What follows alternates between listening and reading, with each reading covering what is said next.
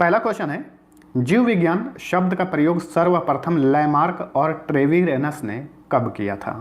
1801 ईस्वी में किया था। इन दोनों का नाम याद रखिए, लैमार्क और ट्रेविरेनस ने। दूसरा क्वेश्चन है, जीव विज्ञान में मधुमक्खी पालन के अध्ययन को क्या कहते हैं? मधुमक्खी के पालन के अध्ययन को एपीकल्चर बोलते हैं। कवक को अध्ययन को क्या कहते हैं? कवक के अध्ययन को माइकोलॉजी बोलते हैं। कवक को फंगस बोलते हैं। कीटों के अध्ययन को क्या कहते हैं? इंजेक्ट्स एंटोमोलॉजी बोलते हैं। पक्षियों का अध्ययन क्या कहलाता है? पक्षियों का अध्ययन कहलाता है ऑर्निथोलॉजी। फलों के अध्ययन को क्या कहते हैं? फलों के अध्ययन को पोमोलॉजी कहा जाता है। शैवालों के अध्ययन को क्या कहा जाता है? फाइकोलॉजी। रेशम कीट पालन का अध्ययन क्या कहलाता है? सेरीकल्चर। फूलों का अध्ययन क्या कहलाता है? एंथोलॉजी कहलाता है। मछलियों का अध्ययन क्या कहलाता है? इक्थियोलॉजी कहलाता है।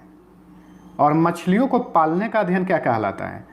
पीसीकल्चर कहलाता है। तो दोनों में अंतर है, ध्यान रखिए। मछलियों का अध्ययन इक्थियोलॉजी और मछलियों को पालने का अध्ययन पीसीकल्चर। जीव विज्ञान में छिपकलियों के अध्ययन को क्या कहते हैं? सौरोलॉजी। जीव विज्ञान का जनक किसे कहा जाता है? अरस्तु को कहा जाता है। फादर ऑफ बायोलॉजी अरस्तु को कहा जाता है। अरस्तु द्वारा समस्त जीवों को कितने समूहों में विभाजित किया गया था? 2 समूहों में इन्होंने विभाजित किया था, जंतु समूह तथा वनस्पति समूह।